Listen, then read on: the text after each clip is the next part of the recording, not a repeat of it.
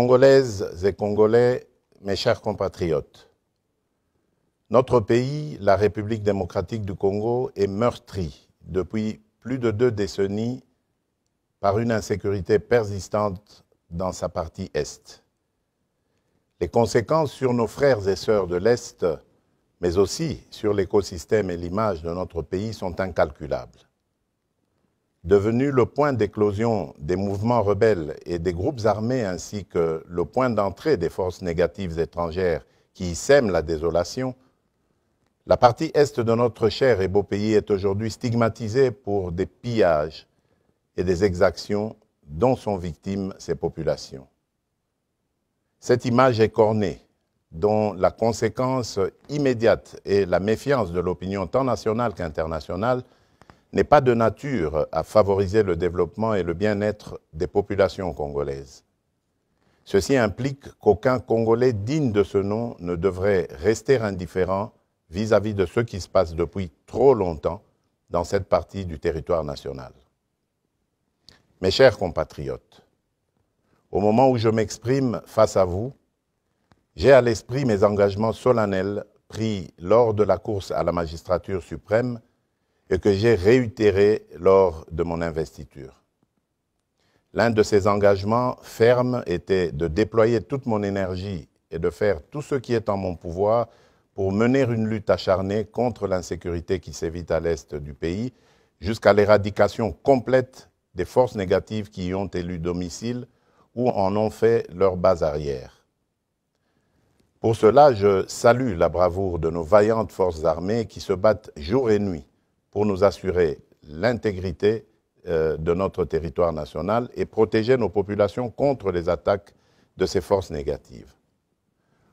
En outre, je réaffirme ce jour, en ma qualité de chef de l'État, garant de la nation et commandant suprême des forces armées, ma décision que j'annonçais il y a quelques jours d'aborder de la manière la plus efficace qui soit ce problème de terrorisme, de violence, bref, d'insécurité à l'est du pays. Mes chers compatriotes, je m'engage dans cette lutte avec la détermination de trouver une solution définitive à l'inacceptable situation de l'Est.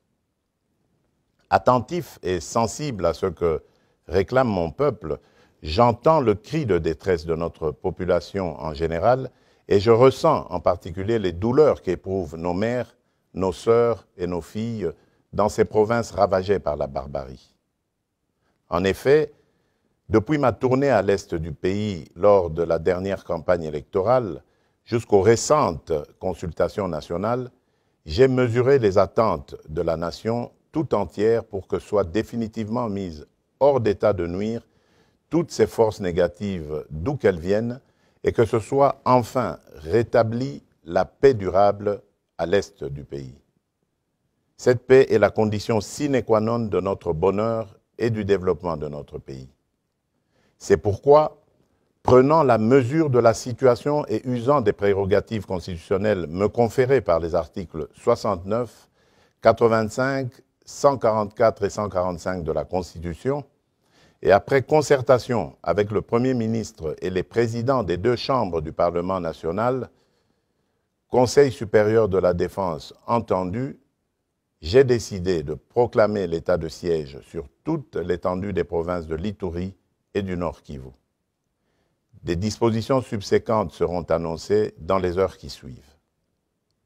J'invite dès lors chaque Congolaise et chaque Congolais, où que vous vous trouviez, à une mobilisation totale pour faire front avec nos forces armées déployées pour sécuriser notre territoire. Nos vaillants militaires doivent être appuyés par une prise de conscience collective de tous leurs compatriotes à titre de réconfort et leur serment de défendre la patrie et l'intégrité du territoire national.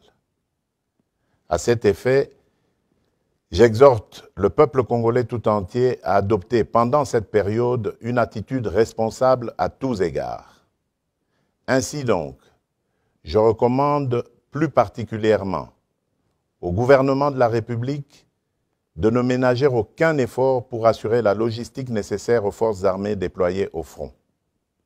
À la classe politique tout entière de ne mener aucune action de nature à saboter ni à décourager nos forces armées.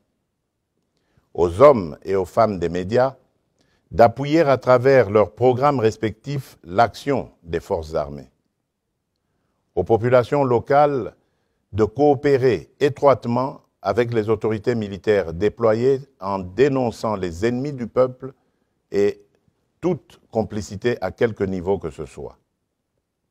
À toutes les couches sociales internes et à nos compatriotes vivant à l'extérieur du pays, d'exprimer la solidarité et la cohésion nationale avec le peuple de l'Est et de rester vigilants et attentifs pendant cette période et plus que jamais à cette cause salutaire jusqu'au rétablissement total de la paix.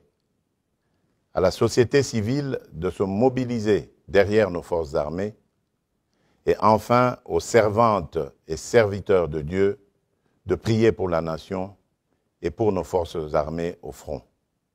Que Dieu bénisse la République démocratique du Congo. Je vous remercie.